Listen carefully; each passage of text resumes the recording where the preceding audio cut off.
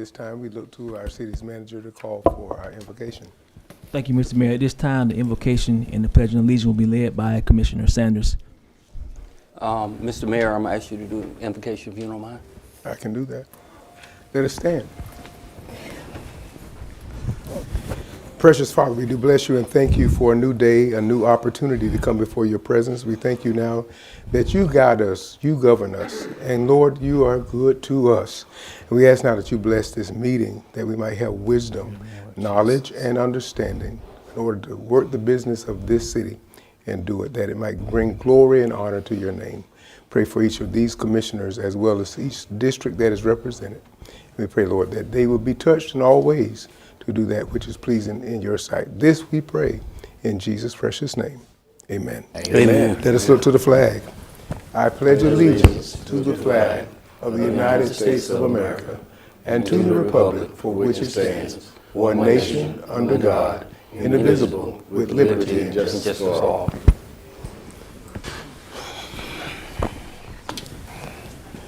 We want to begin by thanking our city manager for calling for our invocation through our Commissioner Sanders, and I was graced to speak for that. And at this time, I will look to our city clerk. Do we have anyone as a guest tonight? No guests today. No guests. Okay. Without guests for our training time, we will now look to our city's manager to lead us in our docket. Thank you, Mr. Mayor. We do have traveling and training scheduled for this weekend for the GMA League of Cities Conference in Atlanta. Right now, we are on the weather advisory. We'll know more as the days come by.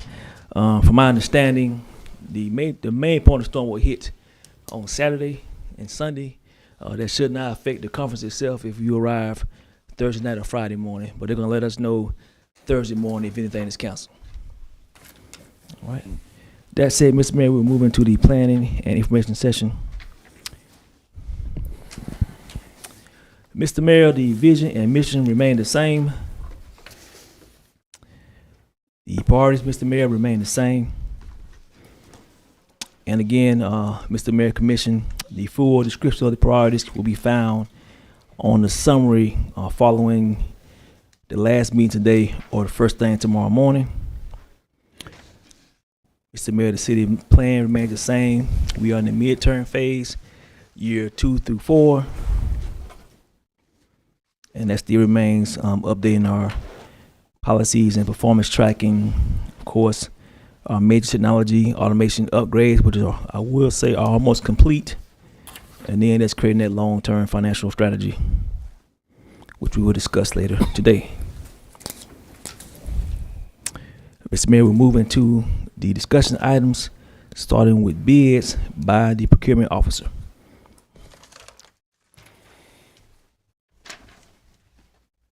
Good afternoon, Mr. Mayor, Commissioners. Good afternoon. Purchasing has several items before you this afternoon. The first one is for surplus items. There is a, 2017 zero-turn mower, a 1998 Ford Ranger, and a 2005 Chevrolet Colorado. All of these items are with our Public Works Department. They are past their prime, and at this point, they are being cycled out to be replaced by new equipment. And we're asking that the commission allow us to surplus these so that we can sell them on GovDeals. Very good. With that being said, we're just looking for consent from each of the commissioners, and I'll start with District 1. District 2? Yes. District 3? Yes. District 4? Yes. And District 5. Yes, sir. We have consent from all 4. The next item is a bid for our wastewater treatment plant facility upgrades. It'll be phase 2. Phase 1 of this upgrade began in 2022, and it was completed in 23. ESG is now ready to begin phase 2. That will consist of removal of the digestive roof, complete clean out, installation of new mixing and aeration equipment. And additional plant work will include new stairwell, plant bypass pump connections, and a rehab of the primary clarifier influent lines. Purchasing received 3 bids for this bid, and the lowest and best bid came from SCI Construction of Statesboro, Georgia, at a proposed cost of $2,223,500. We are asking that the commission allow us to proceed with this bid. Very good. And we're back to commissioners, and starting with District 2. Yes, sir. Can we, for the public, well, no. You can have yes. more questions if you like. And District 3, Yes, sir. District 4, Yes, sir. and District 5. Yes, sir. You have consent on all districts. Okay. The next bid is for the wastewater treatment plant digester cleaning. Excuse me. This work will be completed as follows. It will consist of cleaning accumulated sludge, grit, and sand from a 60-foot diameter digester, along with dewatering and disposal of residuals. Purchasing actually received 6 bids for this project, and the lowest and best bid came from Universal Service, Inc. of Chattanooga, Tennessee, at a proposed cost of $548,927.28. And we are asking that the commission allow us to proceed with this bid so that we can get this project started. Very good. And so, Commission, we're coming back to you again. District 2. Yes, sir. We have a yes from District 2. District 3. Yes, sir. We have a District 3 yes, and District 4. Yes. We have a 4 District 3 and 4 both consenting, and 5. Yes, sir. So we have all 4 districts consenting. And the final bid we have this afternoon is for the MLK and Quarterman Street storm drainage repair bid. The storm drain is located approximately at MLK Street and Quarterman. It has sinkholes in need of repair, which will include creating 530 feet of long storm ditch removing and replacing 2 catch basins. Purchasing actually received 6 bids for this project. Of these bids, the lowest and best bid came from Underground Excavating of Patterson, Georgia, and the total cost of that was $295,775. We're asking that the commission approve this bid so that we can move forward with this project. Commission, you've heard the proposal by our procurement officer regarding the drainage repair on MLK and Quarterman Street. We'll look for your consent. District 2, Yes, sir. District 3, Yes, Mayor.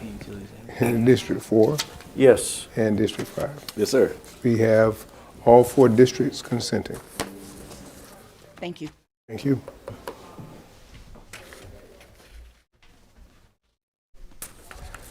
Thank you, Ms. Jackson. At this time, Mr. Mayor, we're going to move into the presentations. Prior to bringing up the agents, I know you have multiple items on your desk. I think we only have one actual presentation. Just one? Yeah, we only have one presentation. We'll do that presentation. If you have questions about the other items on your desk, I think you received them last week. Just send me the question. I'll make sure that the appropriate agencies get those questions. All right. And with that, we'll go into the insurance broker update. These slides might be off as we transcribed into this PowerPoint presentation. It kind of changed some of the colors and some of, well, just mainly the colors. So with that, I will bring up the briefer. Thank you. Good afternoon, Mayor and Commissioners. Thank you guys for allowing us to be here today. My name is Sandra Lindsay, and this is Maggie Hayes, and then the account manager is Amy Jagier. So I know we do have some new commissioners, so we just kind of want to reintroduce ourselves and say who we are. Again, we're with Gallagher Benefit Services. So we were established in 1927. We have 130 plus offices across the country. We have about 56,000 plus employees. We also have 10 actual offices here in Georgia. So although we are a large company, we do have a strong bench depth with Marissa Combs-Smith and Wes Dozier. They actually lead our public sector team. So we also, again, we have Amy, which is your dedicated account manager on your day-to-day items that's needed by Marissa, your HR department. And then we have Maggie, that's our medical consultant. We also have HR consultants, compliance consultants as well that back us. So I just want to let you guys know, who all we have in place. We have attorneys as well. And then what differentiates us from our competitors is we operate more on a white glove service. We're here at your need. We're just a extension of your HR department and as well as finance. Anything that you need, you would come through us first, and then we will get everything taken care of for you. And which, again, Amy handles a lot of that. We also have, like I said, compliance, communication. We have technology that we also provide for you if needed. And then as of today, like I said, Maggie is going to be our medical consultant that's going to go over the rest of the slides for you. I know there were a few questions that were asked, so we'll make sure we address those as well.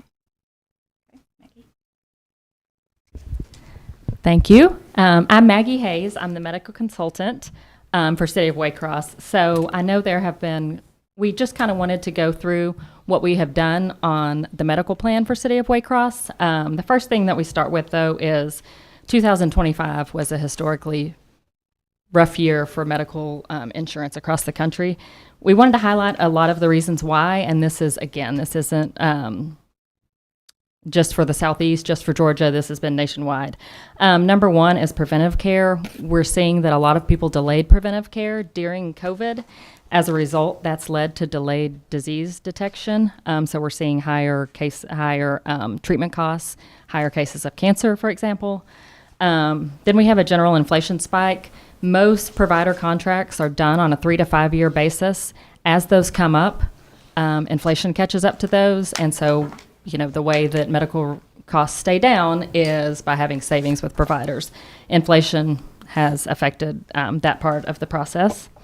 There are general margin pressures that have to do with Medicare, Medicaid, as providers are getting squeezed more and more by federal programs. That makes them shift their focus more to commercial insurers, which again makes the negotiating on the discounts with insurance companies. That puts a lot of pressure on that. There's obviously tariff uncertainty. Rising drug costs is another huge issue across the country. Medications, especially with the GLP-1 medications, even though they are amazing medications, they are really driving up costs across the country for most plans and insurers. There are also a lot of costly specialty drugs in the marketplace that are also continue to drive up costs. And then mental health costs. As people are embracing mental health more and more, that is increasing treatment and pharmacy utilization for mental health services. This slide just goes over what we have done historically for City of Waycross. Prior to 2022, City of Waycross was on a self-funded plan. When we came in, we were told it was approximately $1 million in debt on that plan, and so you had moved to a fully insured plan. We took over as agent of record in August of 2022. So our first renewal for City of Waycross was January 2023. The initial Cigna renewal came in at 18.5%. We negotiated with Cigna based on your claims experience in the marketplace, and we got that down to a 6.5% increase. In 2024, Cigna came in with a 26% increase. So we did send City of Waycross out to market. We sent it out to carriers to see what they would come back with. We got a few competitive quotes, specifically from Anthem and United Healthcare. We then work with Cigna to see if they want to keep your business, and they agreed to bring the renewal down to 15% increase, which ended up being better than the UHC or Anthem. At that year, we also moved. You had 3 plans offered to employees prior to that. We moved that down to 2 plans. HR indicated that there was some confusion among employees, so we simplified that, and then we went with a 15% increase with Cigna. In January 2025, Cigna came in with a 14% increase. We negotiated that down to 5%. And then this past year, Cigna came in with a 14% increase. We negotiated that down to 10%. We also looked at plan design changes that would get the increase down to 4%. And then we also looked at moving to more of a consumer-driven healthcare model. We looked at high deductible health plans paired with an HRA or health reimbursement arrangement. Ultimately, we decided the savings wasn't enough for the disruption that it would cause for members, so you renewed at the 10% increase this past year. We were given specific questions, I think, that some of the members had, so we wanted to address those specifically. The first one was, what are the city's top exposures today, and have they changed from last year? For your particular claims experience for City of Waycross, chronic conditions are driving 79% of your costs. 55% of the population presents with a chronic condition. So that's obviously treatment related to those, but a lot of times that can be attributed to pharmacy costs as well. Weight loss drugs, as I mentioned, GLP-1s are a big problem for everybody, even though they are great. They're life-changing drugs, but they are costly to insurance plans. Last year, GLP-1 drugs were the second highest pharmacy spend on your list. This year, that moved to number 1. 2 drugs, Zepbound and Wegovy, accounted for $216,000 in claims. Last year, 14 members were prescribed Zepbound, and this year that increased to 23. So again, they are amazing drugs, but it is something that insurance companies and plans are trying to figure out how to deal with those weight loss drugs. So it's definitely something we'll keep an eye on. The next question was, are coverage limits, deductibles, and exclusions appropriate for the city's size and operations? We see similar benefits to what you have, or in some cases, even lower benefits in other cities in Georgia. So your benefits are actually richer than other cities. Your current medical contract is fully insured with Cigna, so there's not a lot of flexibility. Actually, there's no flexibility on limitations and exclusions. They just have a standard contract, and so anyone who's on fully insured in Georgia with Cigna has the same limitations and exclusions as are on your plan. And then the last question is, what is driving premium changes and what strategies are available to control future costs? As mentioned on previous slides, the trend in medical costs is being driven by a lot of factors, including inflation. There's a reversal of pandemic-related hospital staffing shortages, and then there are new technologies on the marketplace, GLP-1s I've mentioned, also gene therapies, and there's an increasing prevalence of cancer and the mental health-related claims that I mentioned earlier. These factors are contributing, and we're seeing double-digit trend increases in most areas. And medical trend is medical inflation. So 10%, I think Cigna last year was 11% trend. So that's basically, if you do the exact same thing next year that you did this year, it's going to cost 11% more. These are just kind of some things that we wanted to talk through when we're looking at a renewal. Each renewal cycle, we do a thorough evaluation of your specific claims experience and performance. We use that data and the market to negotiate the renewal with the incumbent carrier. So if you're having a good claims year, we will obviously go back to Cigna and try to negotiate the renewal down. 2023, 2025, and 2026 were all renewed below medical trend or medical inflation, as I mentioned. Also, another thing to mention, when marketing, there are not many carriers in the marketplace. There are 4 main carriers to quote: Anthem, United Healthcare, Cigna, and Aetna. Research shows that most employers change carriers only every 3 to 5 years. Carriers underwrite assuming multi-year retention, so if we're sending a group out to market every year, carriers will view that as a sign of volatility, which can lead to them prioritizing or declining to quote, and we see that a lot. If we have groups that want to send out to market every year, every carrier will just decline to quote because they've quoted it every year and it hasn't moved. So that's something that we definitely consider when we're thinking about marketing. So we're selective on the years that we do send it out to market. We obviously can every year, but as I said, carriers can view that negatively. City of Waycross has maintained a pretty level of benefits for employees since we have taken over the group. We can always present options to alter benefits.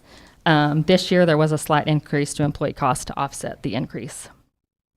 There are other cost savings measures in the market. Obviously, changing plan designs and changing employee rates are two ways that you can save money. Self-funding can provide more flexibility.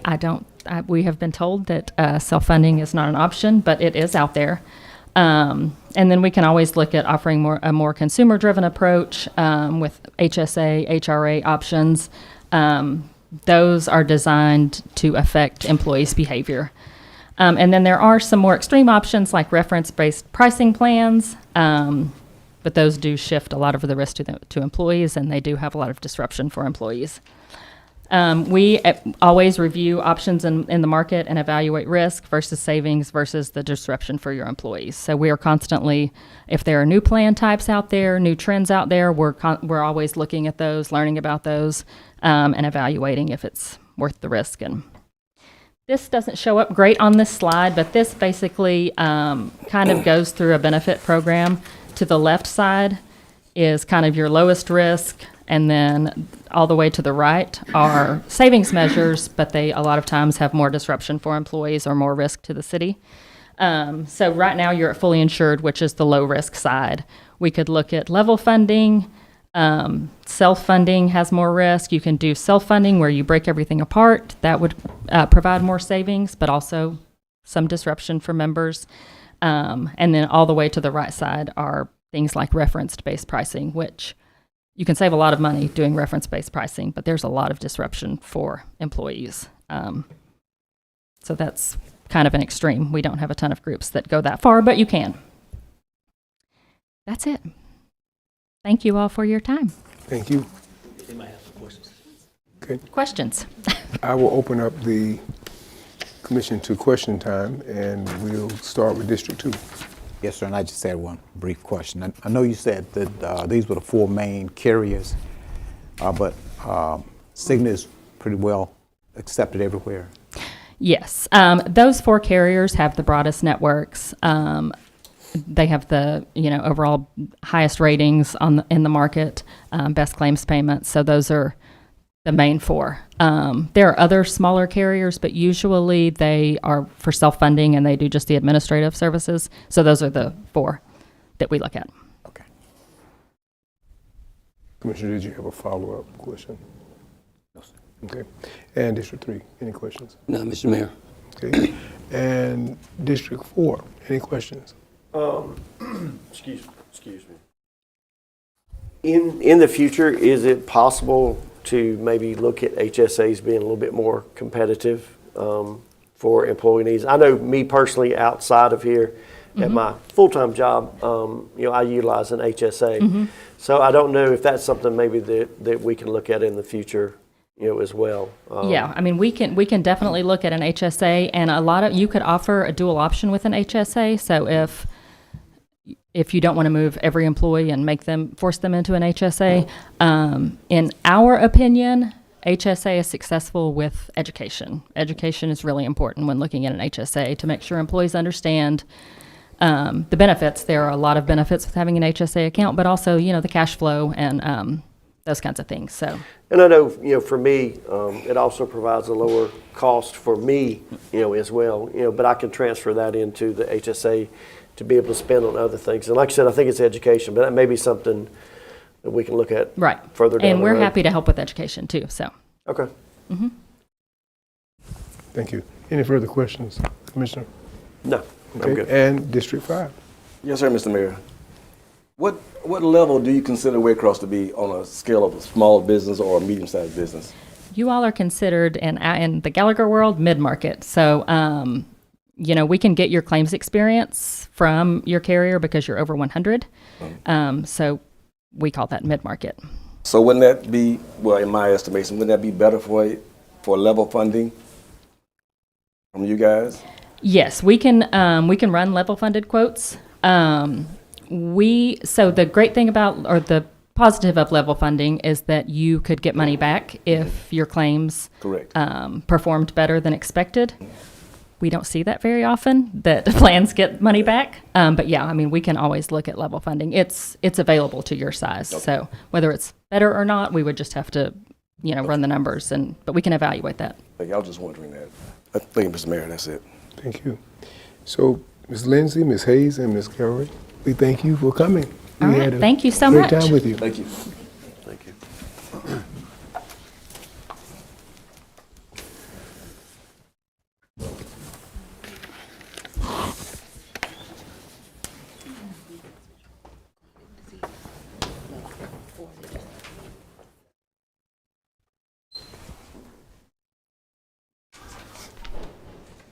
All right, Mr. Mayor, Commission, next we're going to move into two connected discussion items, and these are pre-decisional. This will be a first update, and then you get an additional update, and then once you go to the city retreat, then we'll be asking for a recommendation of a plan of action to move forward with both these discussions. I'm going to start with animal management, and then we're going to be followed by blighted properties. These presentations are quite lengthy, so I'm going to go through all the slides, and then once I get done, I'll pause for your recommendations or your comments. And before I begin, Mr. Mayor, I'm going to try to read some of this verbatim to make sure that it's clearly understood, definitely for the public. We recognize this is a touchy subject right now as far as animal management. I want to make sure I explain, the so what behind it. I know people, our residents, have a strong opinion, but not necessarily that opinion aligns with reality. So I want to make sure they clearly understand this as we move forward, because it's gonna require a lot of responsible pet owners to make this work. And without responsible pet owners, no amount of change in policy enforcement is gonna work. That's the bottom line up front there. So I've talked to the staff. Me and Mark sat down a few times. Mr. Hawkins is actually reaching out to 2 more cities. You only have 2 cities right now in the state of Georgia that does this type of enforcement totally, meaning chipping, registration, and a few other things. So that's a good indicator how hard it is to do if you have the resources. The 2 cities that does this, I want to say one city has a staff of about 4,000, and they have maybe 800 assigned to animal control. And what's the other city size, do you know? Yeah, and that city is about 2,000. They have about 200 animal control agents. So it's the scaling has to be understood when you're trying to incorporate some kind of way to do animal enforcement or code enforcement. So I put that out there. So, Mr. Mayor, Commission, what we want to do is start a mandatory animal registration and microchipping program. The registration requirements, and these are just right now just thoughts for you to consider. Again, once we go to the city retreat, you can sit down and deliberate what you want to do as far as a action plan. But as far as registration requirements, we're going to ask that all dogs and cats over 3 months of age be registered with the city annually. And required for that registration is a new pet owner, transfer ownership, residing within city limits longer than 30 days. For the microchipping requirement, we're asking that it be mandatory for all registered animals. Microchip numbers must be linked to the owner's name, address, phone number, and email. It's required at the time of initial registration, upon adoption, sale, or transfer. Exemption is going to be medical exemption certified by a licensed veterinarian. Registration fees. This is just an example structure, Mr. Mayor and Commissioner, we're looking at. It can be altered. Of course, any animal that's altered, that's going to be a lower fee. It's going to be incentive for that. Unaltered animals is going to be a higher fee. Senior citizens and low income, we're looking at discounts and waivers. Granted, I have not yet put this through the city attorney's channels as far as that's possible or not. We'll be doing that over the next few months prior to bringing it to you to the retreat. And then, of course, fee waivers for adoptions from approved shelters and rescues. Why this matters, Mr. Mayor and Commission. So we do know those 2 cities that have implemented this in Georgia and a few other states, registration plus chipping, increases return to owner rates and shifts responsibility back to owners instead of taxpayers. So when I say taxpayers, a lot of this is not funded as far as animal control. I'll get into this later on the slides, and we'll actually discuss this during the second quarter financial update following this meeting. Abandonment penalties. So we're going to look at what that means as far as abandonment penalties. And those penalties may include monetary fines, court appearances, sheltering, veterinary care, enforcement costs, potential ban on future animal ownership. So, as you know, we do have an abandonment problem here in Waycross. We do monitor the traffic over social media about that. It is almost impossible to stop an irresponsible pet owner from dropping off an animal in the middle of the night. So I know people want to figure that out, but that's just not possible. But one thing, once you present y'all with the full plan, we're going to drastically raise abandonment penalties, fees, and fines. But again, that will be at the retreat. Next will be escalating fine structure. This is just describing failure to register or chip, be in compliance with the program. First offense will be a warning, increased fines, and then maximum fines, and then court referrals. Repeated, neglected, or roaming violations. That's another thing we're going to look at too and request. Regardless if you change the policy or how we currently do animal management, when we do the budget in July, we're going to ask that you raise these fees definitely for vicious animals. The vicious, I think it's $450 right now, if I'm mistaken. $250 for vicious animals. We're going to significantly raise that because, as we learned, these fees are not working right now. Again, for as keeping people responsible as pet owners. And then some of the cost recovery the city will be authorized to recover impound fees, veterinary fees, daily care costs, and unclaimed animals. Mr. Mayor Commission, this is the part about enforcement strategy, realistic and being scalable. So again, enforcement priorities is going to be on those abandonment cases, repeat offenders, dangerous or aggressive animals, and we're going to avoid any punitive only approach for the first time, low income owners. And that's going to be a separate whole conversation working with the housing authority office. We know many of those animals live in housing authority, and their plan has to be working alongside our plan moving forward. Cross department coordination, of course, animal control, course enforcement, police. So I know it's been a question about how do police interact with this, and they do. And that's going to be a real conversation on how much they actually can do. They already stretched thin on their other duties, but we will need them in certain cases to make this work, especially if we're going to enforce the chipping mandate. And then to get, left that off, the courts. I'm going to ask the commission and the mayor right now, we have definitely got to sit down with our courts to ask them to help us enforce these policies. As you know, right now, this area and our blighted properties areas, that enforcement is sometimes not where it should be. Recognizing that everyone wants to help out the citizens and the residents, but it gets to a point that we can't keep making shortcuts or eating cuts for, in this case, irresponsible pet owners. So that's something definitely I'm going to ask the commission that we do sit down with our judges and appropriate authorities in these situations and kind of determine expectations as far as enforcement. And the use of technology, right now we're looking up a mobile registration. We'll be able to do that. We're going to end up have to purchase microchip scanners for our code agents, officers, online registration portal. We do want to get to the point where it can be online as far as registrations. And then we're going to keep track of data on repeat offenders and then hotspots. Hotspots mean those areas where we have dog fighting, stuff like that. And those areas we have, which will be, if the process is changed, illegal breeding. Next, Mr. Mayor, I'm going to discuss public education and then the transition period. And again, this is all subject to the desires of the commission. We will do a grace period of about 90 to 120 days for education and compliance window. Right now, my goal would be to come out of April's retreat and then to set the budget July 1st with those new fines and start the grace period, the education period from there. So starting July 1st, that 90 to 120 day mark will be when we educate the citizens of Waycross on the new policy, the enforcements and the requirements. And then community outreach. Coming out of the April retreat, I would like to start immediately when you have your town forums and your town halls to go ahead and start talking to the residents about, this possible change in direction as far as animal management. Definitely be on social media talking about it. We're going to send it out through the utility bills process. And then we've already contacted some of the veterinarians and certain rescue partnerships and kind of establish where they can fit in and help us out as well.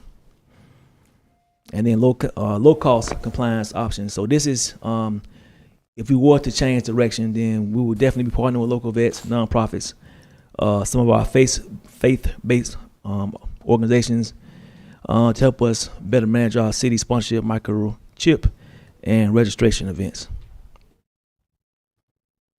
Again, this is just following up Mr. Mayor Commission as far as partnerships and support programs, just having formal agreements with local rescues. Local rescues might mean out of city and out of county. We're looking at that as well. Veterinarians, humane organizations. I know we have a complicated history with humane organizations, but that is something we got to relook at as well. And then, of course, we're going to encourage our citizens to go ahead and get ahead of this and start, neutering, spraying as need. And then again, instead of abandoning these animals, come to us first so you can rehome them as much as possible, and other things versus just let them loose on the street. Expected outcomes. We're not hoping, this will reduce abandonment in our stray population. It should allow us to have high return to owner rates. It should lower our shelter overcrowding, which make our shelters perform better. It will definitely improve public safety. And it should be a fairer cost as far as the owners and the taxpayers. And then we'll keep better data for long-term planning and modify as necessary. Mr. Mayor, in closing, this plan is not about punishment, it's about responsibility. When animals are abandoned, the cost does not disappear, it shifts to the neighbors, mainly taxpayers, and already strained public services. Registration and microchipping are the most proven ways to prevent abandonment and reunite animals with their owners. And Mr. Mayor, again, we've only had 2 cities that we see this program actually working. And granted, they are much larger than us, so they have a bigger way to enforce things. But the Community Improvement Director is working hard to look at all means possible to help us with this program as well. But we got to do something to change the course of our abandonment of our pets, and to change the course of our irresponsible pet owners. And I'll pause there for questions. And again, this is just a presentation, asking the commission to really look at it over the next few weeks. And once we go to the retreat, we can revisit this at that time. Thank you for the presentation. I'm going to open the floor up to allow for them to speak to any concerns they may have. And we'll start with District 2. I don't have any concerns this time, Mr. Mayor. And District 3. I have a question. How does this plan impact the current stray population? Your plan really addresses future ownership? Yeah, I think right now, and we don't have the data. That's one thing I said, we haven't really been tracking it that way. I do feel like if we have a responsible Waycross family, they all get their dogs chipped and registered, we can see a better picture. And like I say, once they're registered and chipped, a lot of times when we do get animals, they don't have on a collar. We don't know where they're from. The team has done a great job of getting on Facebook, and sometimes we do get those dogs picked up. Sometimes we don't. So I think it should be about accountability, and it should help the current stray population, and then over time it'll help the entire population. But again, it's gonna require some true buy-in by our citizens, some true buy-in by our court systems, and then of course us getting better at our job. So hopefully all that aligns, Commissioner, and then 6 months from now, we're not in this situation we're in right now as far as these pets. Any follow-up questions? No follow-up, Mr. Mayor. And District 4. While I agree that we have a problem, I've had several citizens contact me. Responsible pet owners aren't going to be our issue. It's going to be those that aren't. The only concern that I see is we're going to have a lot of pushback. As far as folks, I think maybe feeling that we're overstepping our bounds. Anybody that lives in the city definitely knows that there is a problem with stray cats. If you live in Cherokee Heights, I can show you hundreds of feral cats, but we do need to do something. I expect a lot of pushback. I'm sure you've already, probably encountered a little bit in the planning phases. That would be my only concern is not responsible pet owners, but the ones that are the irresponsible owners, how we're going to get their buy-in on this. Totally agree, Commissioner. This is going to be, as we discussed already, some hard pivots moving forward. and I've been here 3 years now, and it's been a long-term problem. And I know people think we're just not addressing it. We've been doing a lot of research here in the past, and like the insurance agent said, it's a problem across the country. So it's not like it's an easy fix to it. We do expect pushback from non-compliant or irresponsible pet owners, and I think that's where the alignment between ourselves and the court system has to be aligned, and those fees and fines. Believe me, I know y'all just coming on board. I feel bad every day when we have to make people pay money they probably don't have. But I will say this, and this is part of the education process. You probably shouldn't be getting a pet if you're struggling to make groceries, and that just got to be a real conversation with some of our residents. Those first 9 to 120 days, yes, they will be rough. Yeah. Any further questions? Okay. And District 5. So I'll say mine till retreat. All right. Thank you. All right. And again, Mr. Mayor, we will, you're going to get some additional information on this before the actual retreat, and then we come to the retreat, we'll have a better fine-tuned product. It will include the proposed raises and fees and fines and a few other things, just legal stuff we got to check out. With that, Mr. Mayor, we're going to move to the blighted properties discussion, another hot topic. What I'd like to do here, Mr. Mayor, is kind of cover some myths and beliefs, and then I get into the meat and potatoes of the presentation. So, starting with the first myth, the city can just take over blighted properties. The fact, the city cannot seize private property at will. State law requires due process, notice, court actions, and timelines. Ownership, probate issues, liens, and mortgages all limit what the city can do legally.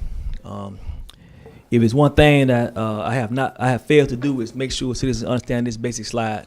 Those that are frustrated with this process. So, again, Commissioner, I know I thought each of you commissioners you're going to have multiple town halls. So I think this has to get out in full force to our citizens so they can at least understand the basics. I mean, the foundation of the problem. That way, they don't think we're not doing anything.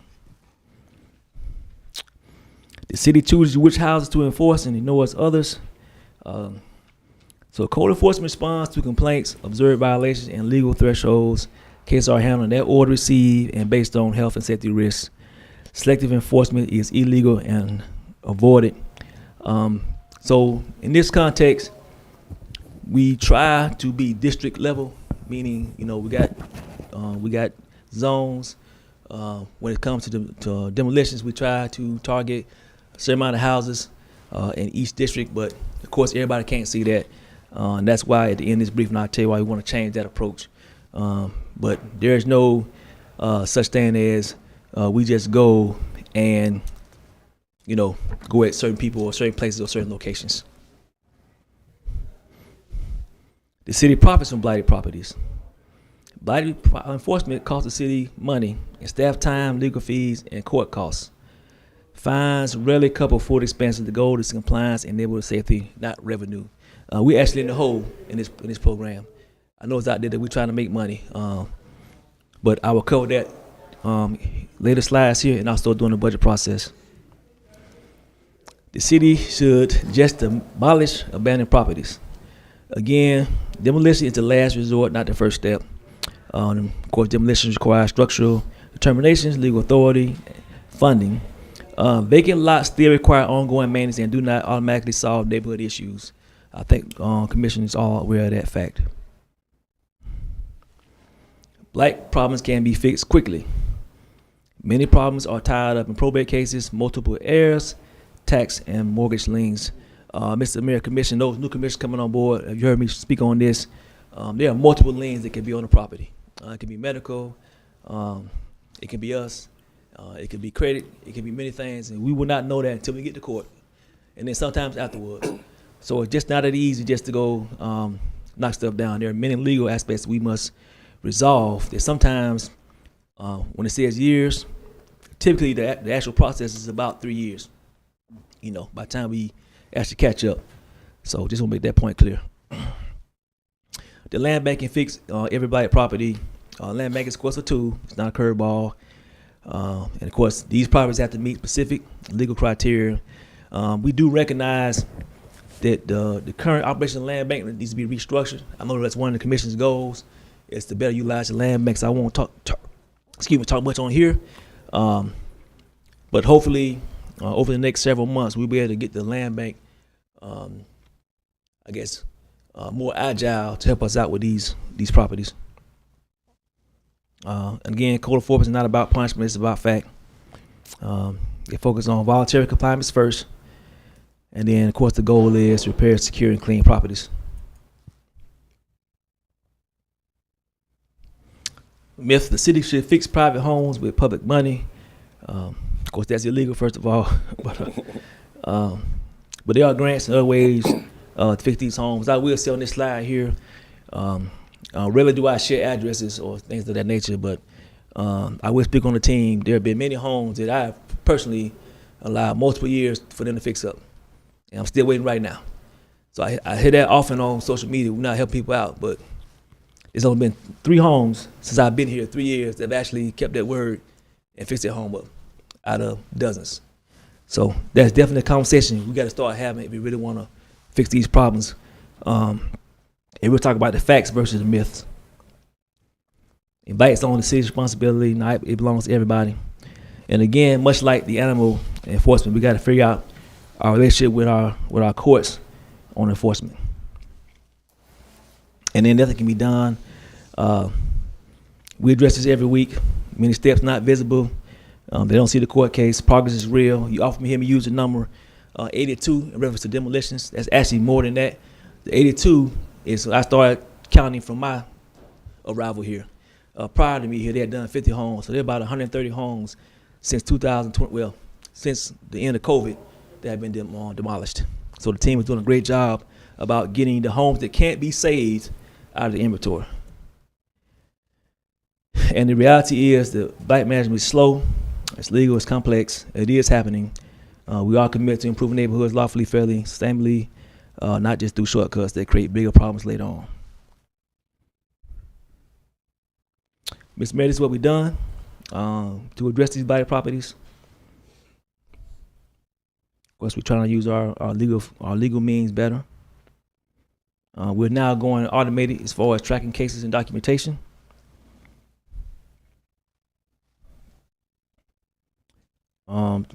Target demolitions were legally, and I'll talk about this at the end. I don't want to go over my time. And I talked about the land bank already, about using the land bank as a better means to acquire and manage certain properties. And then owner engagement and compliance support. Again, I've been here 3 years. We only had 3 people keep their word in those homes, and I'm still waiting right now on multiple people to fix those homes. But we're trying our best to help these citizens, these residents out, versus just come knock down their homes. And of course, we are looking at our new grant team at state and federal programs. When we can, they can help homeowners and as well help the city out. And of course, another way to address this is going to be better is better coordination with the county. And this is more of tax assessor and tax commissioner office, housing authorities, and then some of our nonprofits and our faith-based partners. And of course, we want to be as transparent as possible to discuss blight. We want to respond to our citizens' complaints, and then we want to publish information on city processes and expectations.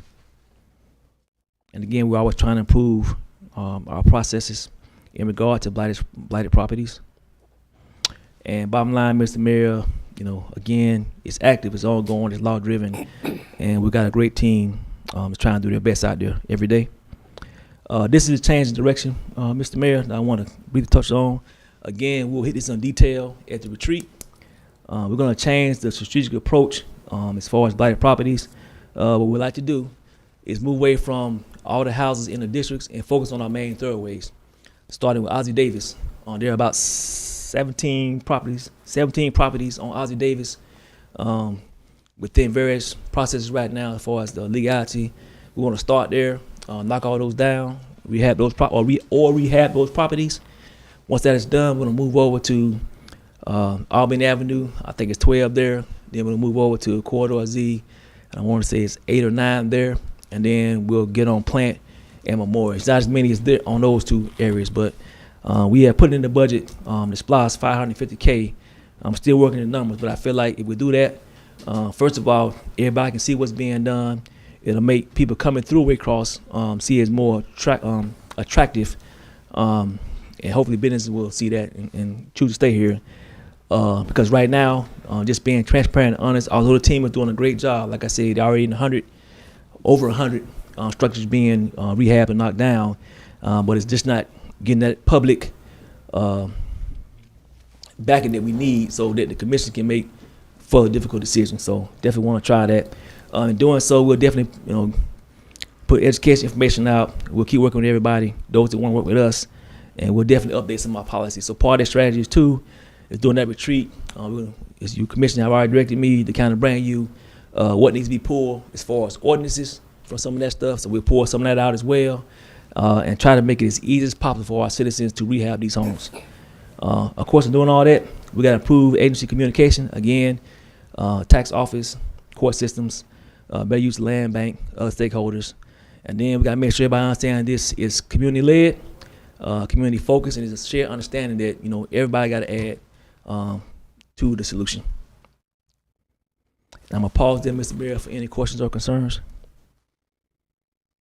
I'll look to the commission. District 1, District 2, excuse me. Thank you, Mr. Mayor. I didn't have a specific thing, so I'll get with Mr. Rayford, but there's some citizens here tonight who came to me before the meeting with some concerns. So I'm going to see if we can just sit down and talk with them, Mr. Rayford. That's good.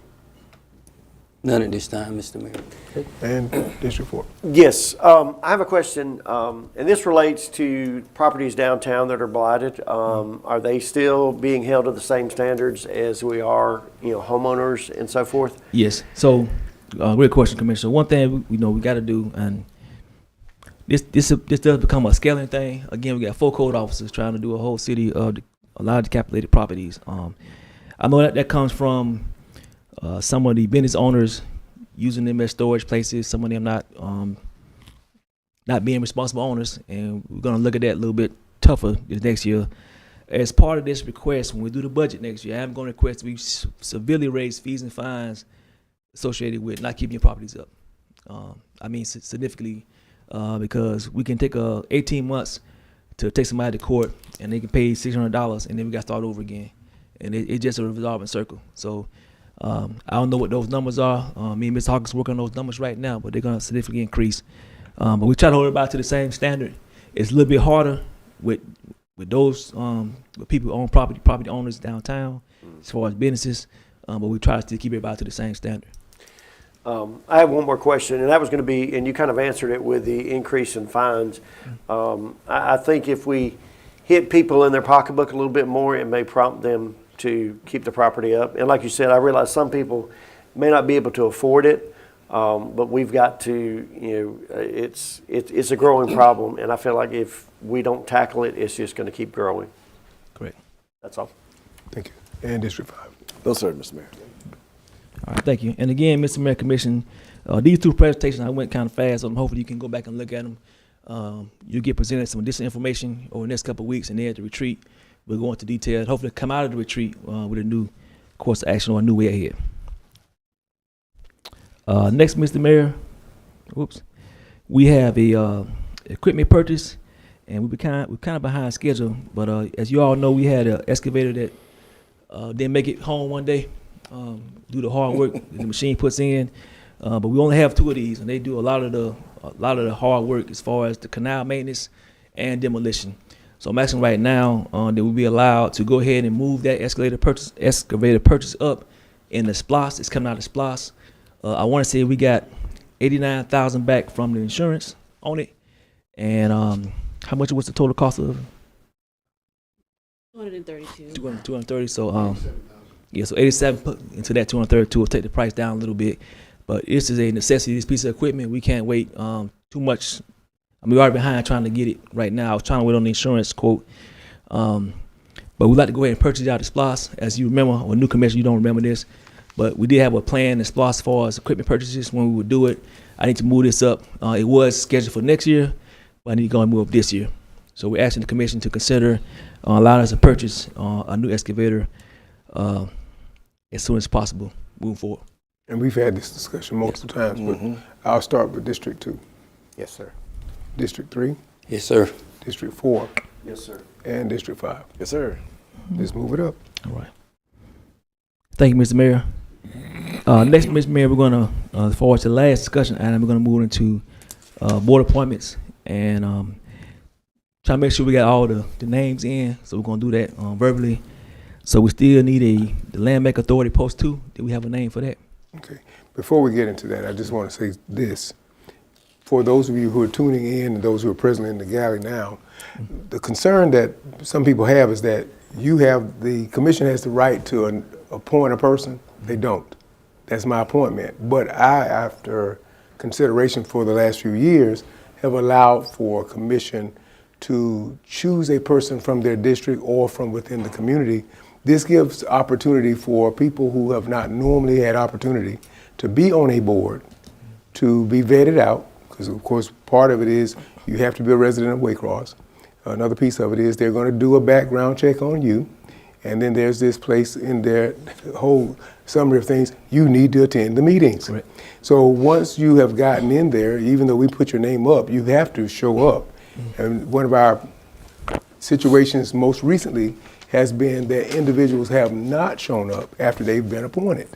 So I hope that you've already talked to those persons, letting them know the times, which we've given you information regarding, and the responsibility to be on a board. And it's easy to speak negatively of the board and then not be a part of the board, not know what's going on in the board, and what the rules and protocols are to follow within that board. So hopefully with these last few days, you've had opportunity to read through your notes, talk to the persons that you are considering, and then we'll vote on those names based upon your recommendations to me as my appointments. So I'm going to start with Post 2, and this is Waycross Ware County Land Bank Authority.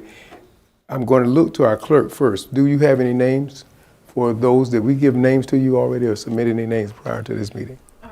Mr. Mayor, some of you did. These posts are the posts that were not filled. Exactly. Okay, so Post 2. This was Waycross Ware County Land Bank Authority, and I believe, who was the person for that? I know you gave me a name for Waycross. Yeah, that was You gave me Edward Johnson. Edward Johnson. Okay. And so that means that this would go to District 2. Did you have a person for that? I did, and I submitted to you, Mr. Mayor, and I also submitted it. I'm trying to find the gentleman's name. I know him quite well and cannot remember his name. Oh, wow. Grayson. Grayson Wolfson. Grossman. Okay.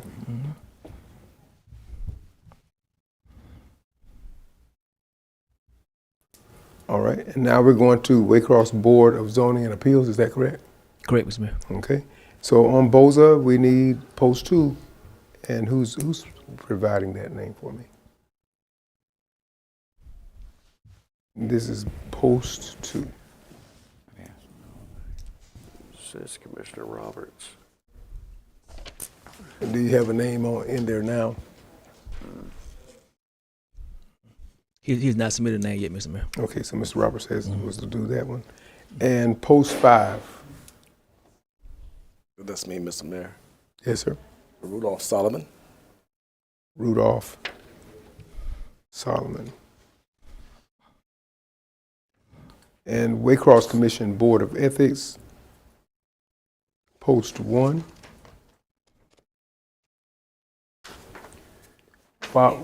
Yes.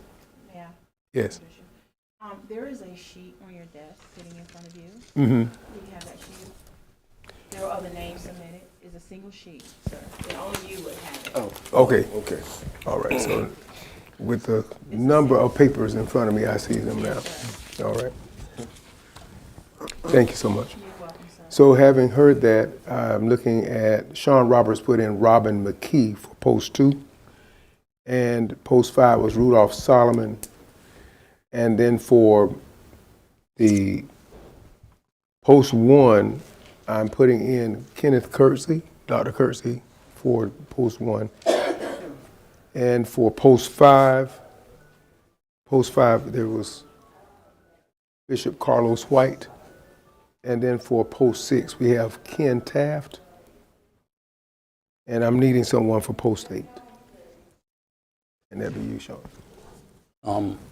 I don't have a name at this time, but I can possibly get you one within a couple of days. Okay.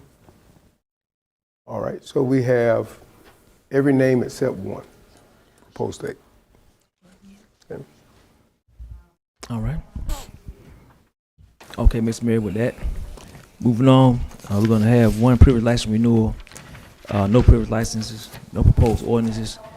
We're gonna have 5 resolutions, mainly with the Corbin project, the water waste treatment plant, surplus property, and then approval for the excavator purchase from Public Works. With that, Mr. Mayor, I'm gonna defer to the city attorney for a report. There's no report at this time. It's time, Mr. Mayor, moving to my report. Again, Mr. Mayor, these are the zones. In lieu of time, I won't go over that, but they remain the same. Infrastructure update, Mr. Mayor, this is posted as well as y'all received the update this morning. This is on Facebook, and it did come out through the max text and email. Just think where our crews are today. And then the bottom there, Mr. Mayor, I did add a new feature to be a special topic. On there, you see meter operations at 70%. I think Mr. Robert is here today. I'm gonna put you on the spot. No. So you know, when I first got here, we were about a 35% meter read rate, based off a lot of reasons. Had a lot of failed meters. Y'all know the history behind the meters. Like I said, now reading close to 7%. Still got a lot of meters to change out. But it is the best since I've been here. I'm extremely proud of the team. Good job. Everybody put this together. I mean, Robert was the lead, but a lot of people was behind him, other staff people. This is a great accomplishment for the city because it gives us a real picture of our revenue coming from that particular revenue source, and then it helps our residents out as far as their water bills. Next, Mr. Mayor, just the street and dirt roads paving update. Oak Street, you know, we had a cut over there a couple weeks ago, so we put that in design phase. We did patch it up, but it needs to be totally fixed. Dirt road paving is ongoing. We just discussed Quarterman and Thomas Street on the wastewater treatment plant. And for those viewing this for the first time, you can find the next set of 100 roads to be paved and all dirt roads to be resurfaced on our engineering portion of the city engineering page, web page. Collaboration projects, Mr. Mayor, these remain the same as far as GDOT. These cases remain the same as far as blight and demolitions and animal management. And again, this is reflective of the month of December. This will change each month. So no changes here. This is the financial report, Mr. Mayor, that we've added. Again, this is the December month, just where your taxes are applied. See the taxes, SPLOST tax.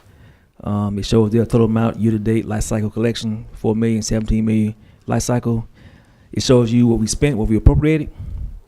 It shows you the property taxes what's come in so far, local sales tax what's come in so far, and our business license alcohol permits what's come in so far. And then it shows our residents what that pays for. So the month of December, your taxes paid for the services, salaries, and benefits of the police force at $424,000, the fire department at $341,000, public works at $318,000, and then support staff, which includes the rest of the directors and myself, at $213,000.